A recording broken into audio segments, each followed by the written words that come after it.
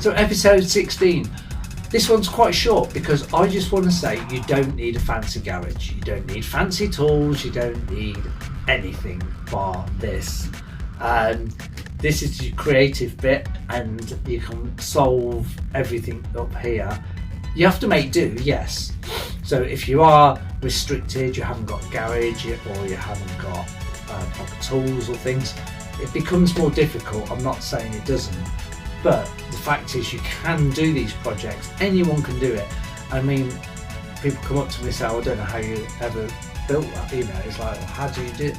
But anyone can do it, anybody. You just need the motivation and the drive to overcome the obstacles. So if you've got a 4-poster lift and you've got a snap-on toolkit and you've got nicely polished floors and lighting and heat, wow, brilliant. You're going to have such a fantastic time building your car and it's going to be so easy and nothing is going to be a problem.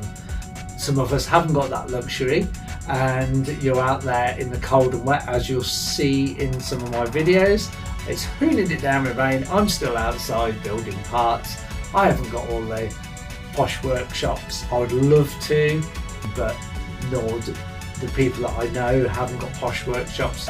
Nothing like on the grand scale things you see on YouTube. You can do it on a minimum budget and you can do it with the minimum tools. It's just that the more budget you've got or the more tools you've got or the more logistics you've got for a nice garages, the easier it becomes. And if you've got a nice warm workshop to work in and you've got welding and lathes and everything's set for you, that is great because you're not lying on the floor upside down trying to build brackets in the cold, the wet.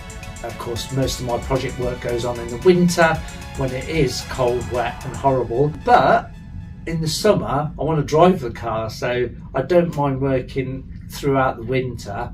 It is harder, yes, definitely, but I don't mind working then because that gives me the whole summer to enjoy the car.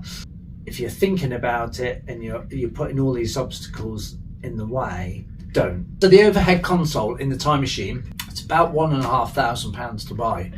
Now I built my overhead console screen accurate for about £250. It proves that you can do it. It's just I had to sit there and had to cut all the holes out for every single switch and make sure it was all like screen accurate and everything was perfectly in line and all the switches had to be wired. So yes, there is a bit of work in there, I'm not saying that, but I'm just saying, for instance, I saved myself over £1,000 by building it myself. It took a bit longer, but that's £1,000 I could put into another part of the car.